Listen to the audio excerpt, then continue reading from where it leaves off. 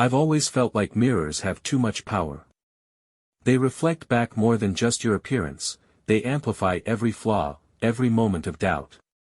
Most days, I try to avoid them altogether. But this morning, as I stood in front of the mirror in the bathroom, it was impossible to ignore the dark circles under my eyes or the way my hair refused to sit flat. Another rejection email had come in before I even brushed my teeth. The subject line alone had told me everything I needed to know: thank you for your application. Rejections were starting to feel like my default state. Liam was already in the kitchen when I came downstairs. The smell of coffee filled the air, but it did little to lift my mood. "You're up early," he said, his smile warm as he handed me a mug. "I couldn't sleep," I said, wrapping my hands around the cup. "Figured I might as well start sending out more applications." He leaned against the counter, watching me carefully. "You've been at it for weeks, Em. Someone's going to call. It's just a matter of time." I wanted to believe him, but the knot of anxiety in my chest made it hard. "Sure," I said, forcing a smile. Liam didn't push further. He never did. Instead, he leaned over to kiss the top of my head before grabbing his bag and heading out the door for work. I envied his confidence. His steady job, his ability to find joy in the little things. Meanwhile, I felt like I was standing still while the world moved around me. By late morning, I was hunched over my laptop, staring at a spreadsheet of companies I'd already applied to. Each line was a reminder of yet another door that had closed in my face. I tried to focus, but my thoughts kept drifting. Why can't I be more like Liam? Why am I so bad at this? What if I never get it together? I glanced at the easel in the corner of the room. The half-finished painting stared back at me, a mess of colors and lines that felt like a metaphor for my life. What's the point? I muttered, slamming my laptop shut. When Liam came home that evening, he found me on the couch, wrapped in a blanket and staring blankly at the TV. "Hey," he said, setting his bag down. "Rough day?" I nodded, not trusting myself to speak. He sat beside me, pulling me into a hug. "Want to talk about it?" "Not really," I said, my voice muffled against his shoulder. Liam didn't press me. He just held me, his hand gently rubbing my back. "You're going to be okay, Em," he said softly. "I know it doesn't feel like it right now, but you will be." The words were kind, but they felt like a band-aid on a wound that needed stitches. Later that night, as Liam slept beside me, I stared at the ceiling, my mind racing. Why did he stay? Why did he keep trying so hard to lift me up when I couldn't even look in the mirror without cringing? I rolled over, watching the steady rise and fall of his chest. He looked so peaceful, so certain. What if one day he woke up and realized I wasn't worth the effort?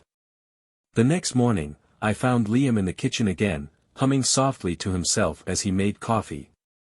"Good morning," he said, handing me a mug as I walked in. "Morning," I muttered, my voice still groggy. "You look cute," he said, a smile tugging at his lips. I glanced down at my oversized sweatshirt and messy bun. "Sure," I said, my tone skeptical.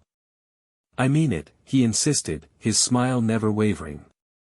"You're beautiful, Emma." The sincerity in his voice made my chest tighten. I wanted to believe him, but the doubts in my head were louder. As the days passed, I started noticing little things about Liam, how he'd go out of his way to leave encouraging notes for me on the fridge, how he'd always ask about my art even when I didn't want to talk about it. One evening, he came home with a canvas and a set of new paints.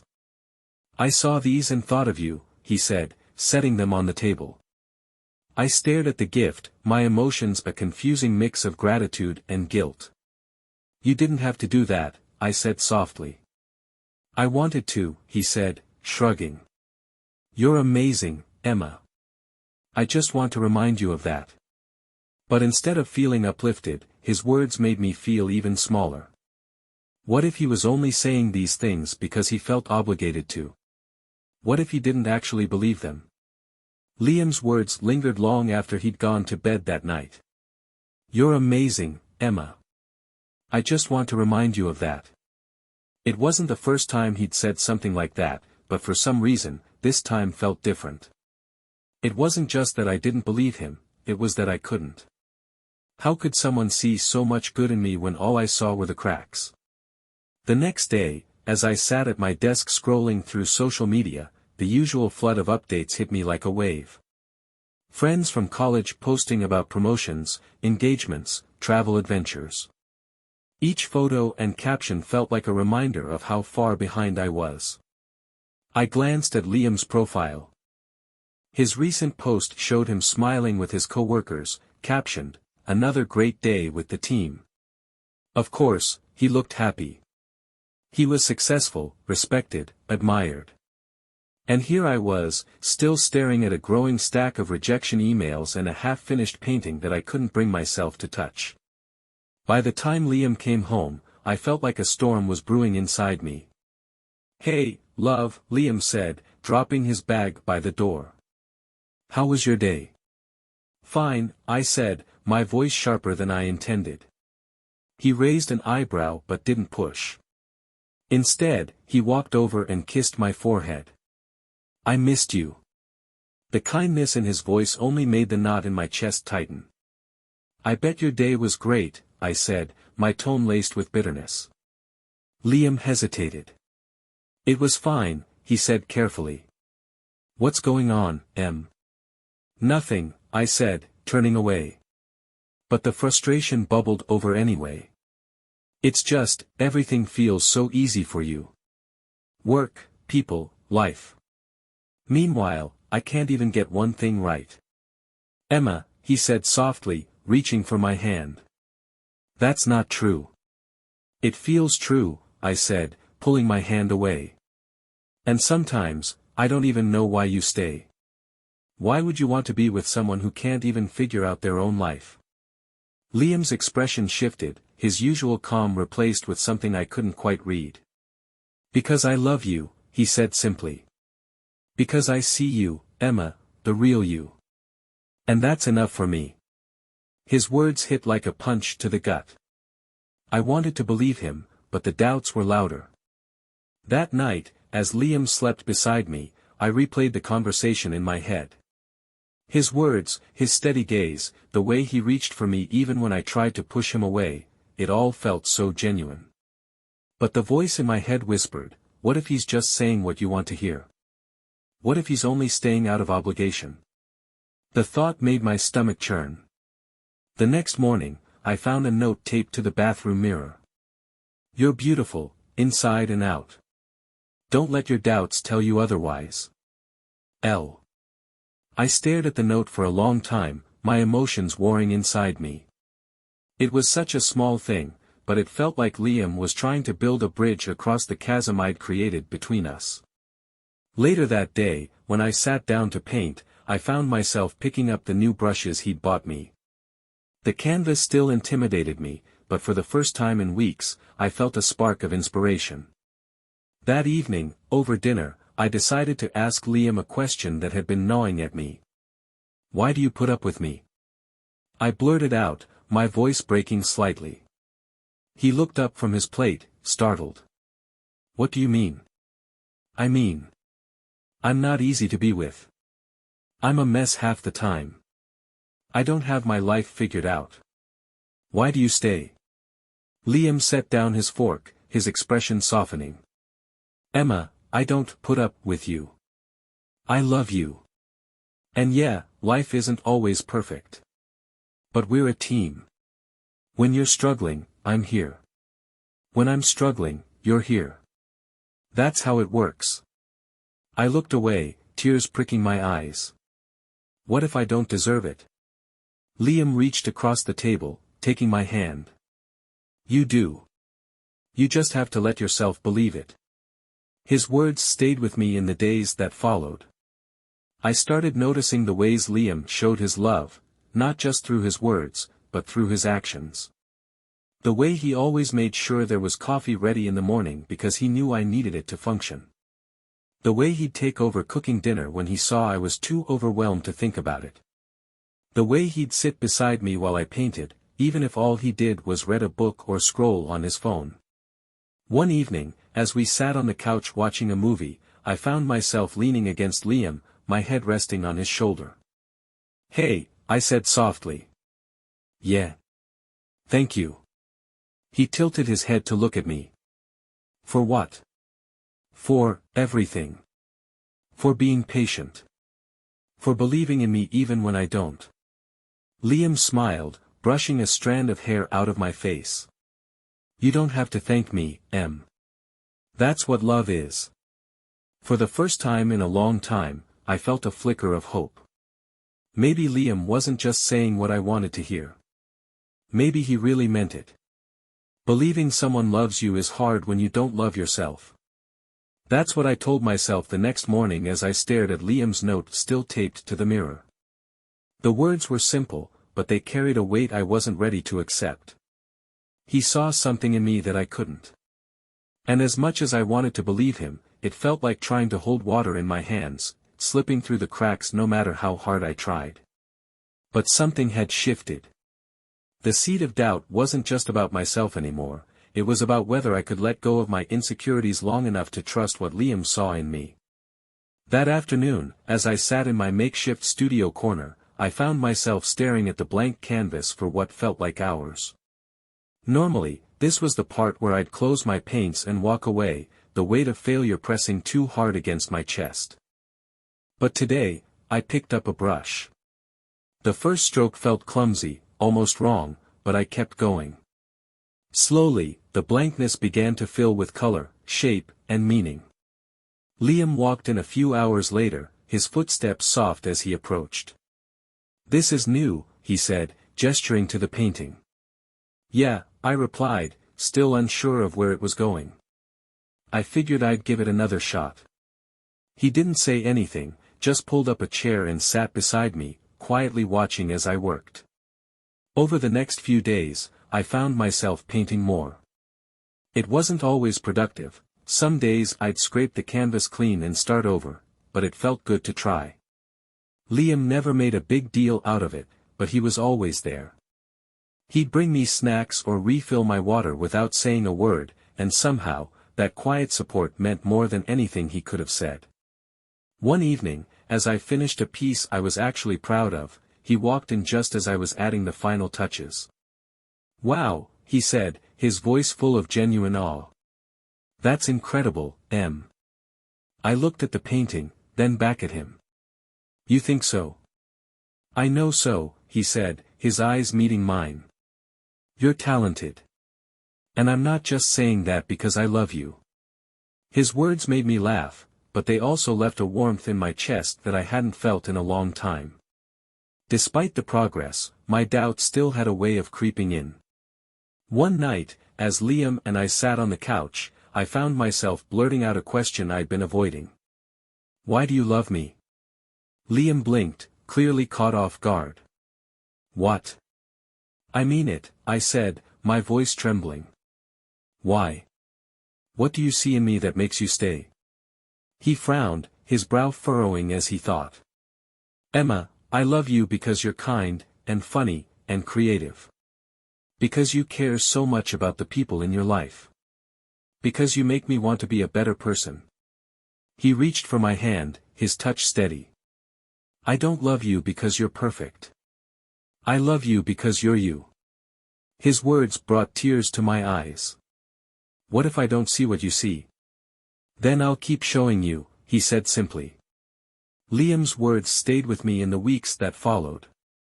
Slowly, I started to notice the small victories in my days, the sense of accomplishment when I finished a painting, the satisfaction of checking another application off my list, the way I felt when I let myself laugh without holding back. One afternoon, I got an email from a local gallery inviting me to submit a piece for their upcoming show. It wasn't a guaranteed spot, but it was a chance. Liam was the first person I told.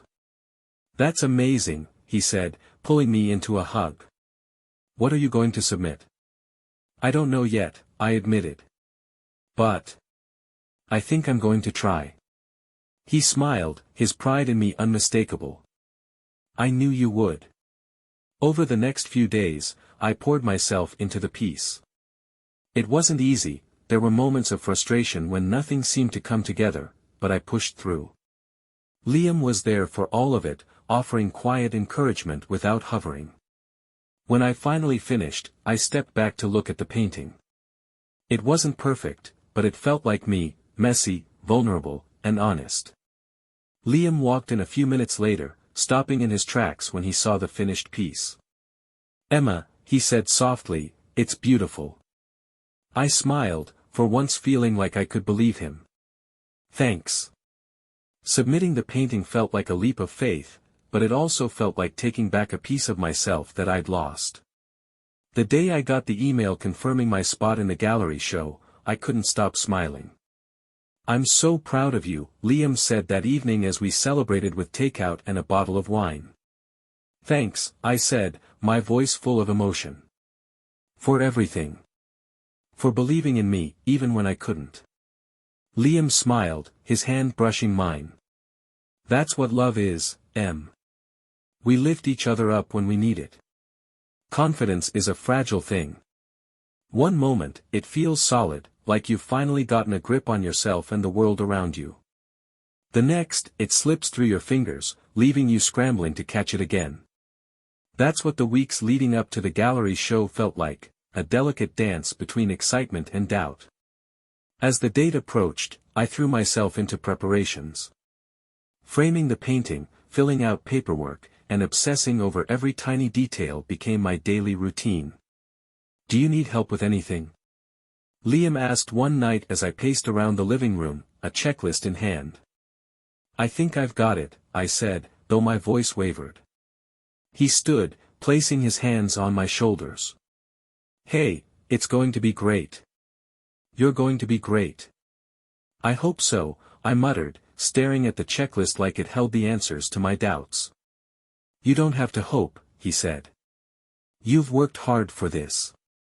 You deserve it."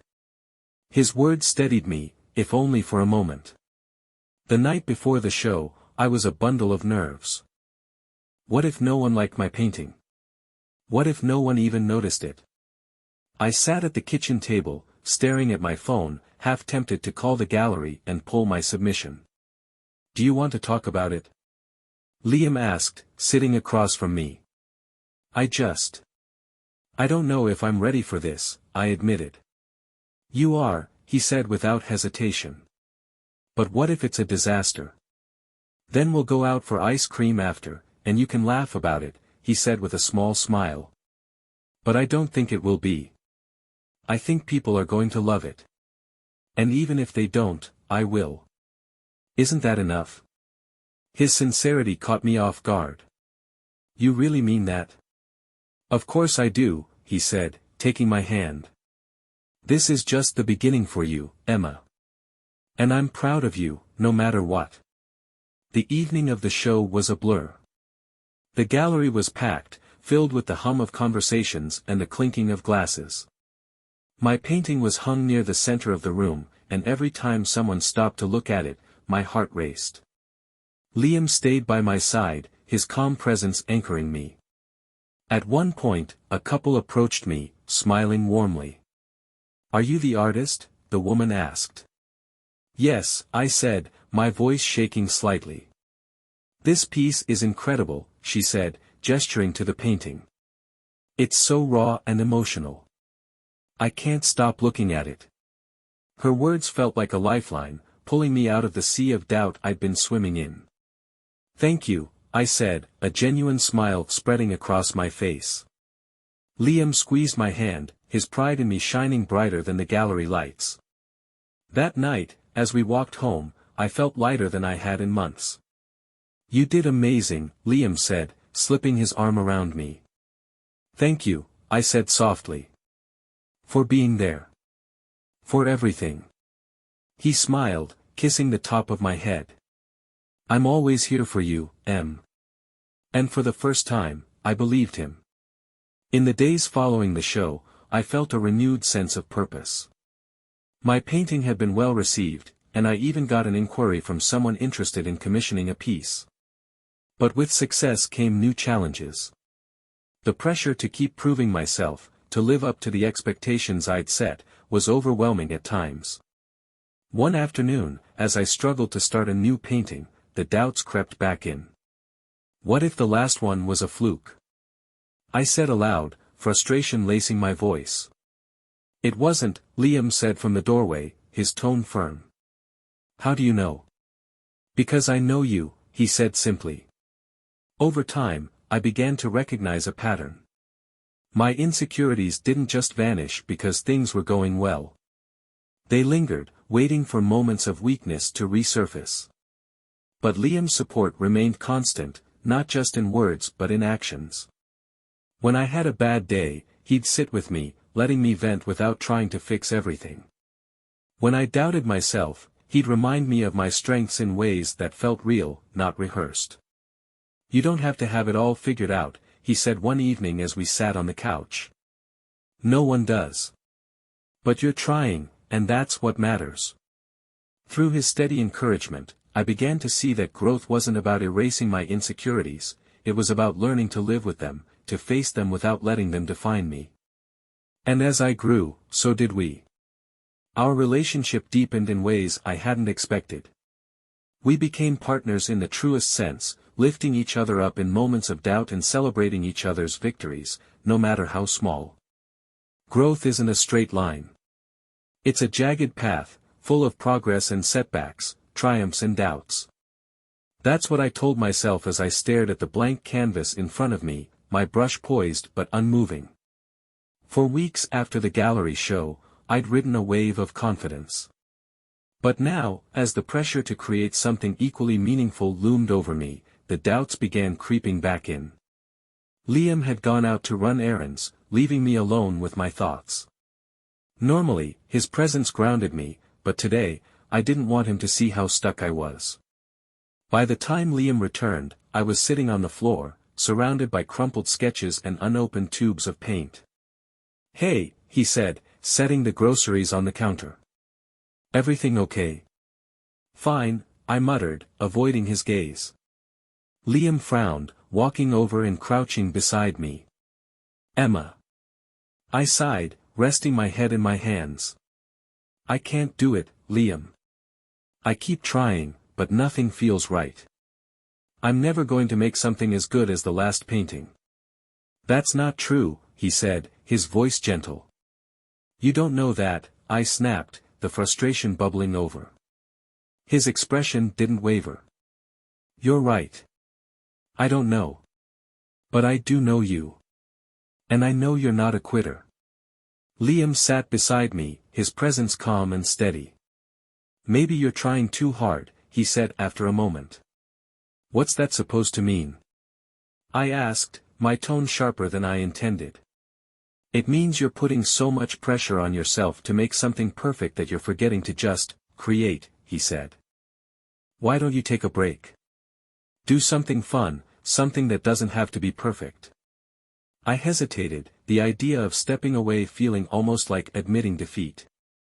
But Liam's suggestion stayed with me, and later that evening, I found myself doodling aimlessly in a sketchbook. It wasn't groundbreaking or gallery-worthy, but it felt good to let go of the expectations I'd placed on myself. As I worked through my own struggles, I began to notice that Liam was dealing with his own challenges. He was coming home later from work, his usual lightheartedness dimmed. Long day? I asked one evening as he slumped onto the couch. Yeah, he said, rubbing his temples. There's been a lot going on at the office. It feels like no matter how much I do, it's never enough. It was a rare admission from him. Liam was usually the one who kept things together. I sat beside him, placing a hand on his knee. You want to talk about it? He hesitated, then nodded. For the next hour, he opened up about the pressures he was facing, the frustrations he rarely let show. I listened, offering the same patience and support he'd always given me. You're not alone in this, I said softly when he finished. We'll figure it out together. The gratitude in his eyes mirrored the way I felt every time he reminded me of my own worth. Over the next few weeks, Liam and I found ways to support each other through our respective challenges. When he worked late, I'd leave a note on his desk reminding him to take breaks. When I felt stuck creatively, he'd suggest a walk in the park or a movie night to clear my head. It wasn't always smooth. There were still moments of doubt, still days when we struggled to communicate. But we were learning how to be there for each other in ways that truly mattered. One evening, Liam came home with a smile that lit up the room. "I have news," he said, practically bouncing as he set his bag down. "What's up?" I asked, curious. "I got promoted," he said, his excitement contagious. "That's amazing," I said, throwing my arms around him. "I'm so proud of you." "Thanks," he said, his smile softening. "I couldn't have done it without you, you know." "Me?" I asked, laughing. "What did I do?" "You remind me to take care of myself," he said. "And you remind me why I'm doing all of this in the first place." That night, as we celebrated his promotion with takeout and wine, we started talking about the future. "What do you want, Em?" Liam asked, his tone serious but gentle. The question caught me off guard. "What do you mean?" "I mean, what's your dream? Where do you see yourself in 5 years?" I thought about it for a moment, the question no longer as intimidating as it once had been. "I want to keep making art. I want to keep growing. And I want to do it with you by my side." Liam smiled, reaching for my hand. "That sounds perfect." In the weeks that followed, there were still challenges, deadlines, creative blocks, and moments of doubt. But through it all, Liam and I faced them together, finding strength in each other's support. One evening, as we sat on the balcony watching the sunset, I turned to him and said, "You know, I think I'm starting to believe you." "About what?" he asked, his brow furrowing. "About me," I said. "About being good enough." Liam smiled, his hand brushing mine. "You always were. I'm just glad you're finally seeing it. Time has a way of softening the edges of things. The sharp sting of rejection, the weight of self-doubt, they don't disappear entirely, but they become easier to carry." That's how it felt as Liam and I moved forward, one day at a time. We weren't perfect, and neither was life, but together, we built something steady, something strong. One Friday evening, as we cleaned up after dinner, Liam said something that stopped me mid-swipe of the counter. "I was thinking," he began, his voice cautious. "What if we moved into a bigger place?" I blinked, the suggestion catching me off guard. "A bigger place? Why?" "I mean, this place is great," he said quickly, gesturing around the cozy apartment we'd shared for over a year. "But I was thinking, maybe it's time for a fresh start. A space where you can have a real studio for your art. And maybe, space for something more." His words hung in the air, heavy with meaning. "Something more?" I asked, my heart pounding. He smiled, his cheeks flushing slightly. "Yeah. Like, a future together. A real one." The conversation lingered in my mind for days. Liam wasn't just talking about moving, he was talking about building a life together, about taking the next step in our relationship. One evening, as we sat on the couch, he brought it up again. "I know it's a big decision," he said, his tone careful. "And I don't want to rush you. I love you, Emma. And I want us to keep moving forward." "I love you too," I said, my voice steady despite the emotions swirling inside me. His smile lit up his face, and in that moment, I knew I was ready. Finding a new place wasn't easy. We spent weeks touring apartments and debating the pros and cons of each one. Liam wanted something practical, while I leaned toward places with character and charm. Eventually, we found the perfect compromise, a spacious loft with high ceilings, lots of natural light, and enough room for both of us to grow. The move itself was chaotic, full of misplaced boxes and late-night unpacking sessions. But as we stood in the middle of the new living room, surrounded by half-assembled furniture, I felt a sense of peace. "This feels right," I said, leaning against Liam. "It does," he agreed, kissing the top of my head. One of the first things we set up was my art studio. Liam insisted on helping, even though I knew he'd much rather be building shelves or fixing something in the kitchen.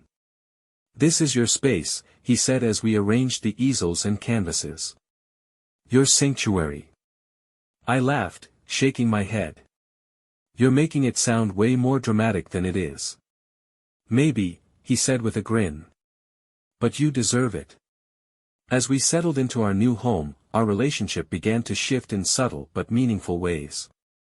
We started talking more openly about our goals, both individually and as a couple. Liam shared his dreams of starting his own business one day, and I found myself opening up about ideas I'd never dared to voice before, like hosting my own gallery show or teaching art classes. "You should go for it," Liam said one night as we sat on the balcony.